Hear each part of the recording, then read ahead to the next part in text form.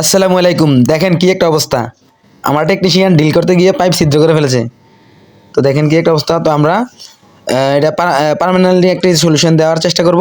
দেখেন নিয়েছি সুপারগুলো আর হচ্ছে ককশিট। তো ককশিট আর সুপারগুলো একসাথে মিশ্রণ করে এই যে প্রথমে আমরা পানিটা মুছে নিতেছি। তো ককশিট আর সুপারগুলো একসাথে মিশ্রণ করে আমরা পার্মানেন্ট একটি সলিউশন দেওয়ার চেষ্টা করব।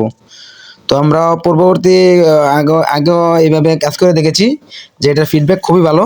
তো দেখেন এই যে ককশিটের সাথে যদি আপনি সুপারগুলো আটাটা দেন, সেক্ষেত্রে ককশিটটাকে গরম করে একদম গলিয়ে ফেলবে।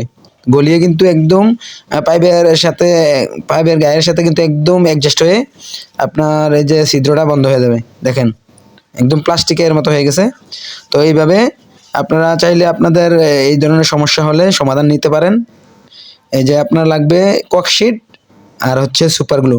তো আমরা 2-3 বার করে ককশিট দিয়ে সুপার গ্লু আটা দিয়ে কিন্তু আমরা সম্পূর্ণ ছিদ্রটা একদম ব্লক করে দিচ্ছি।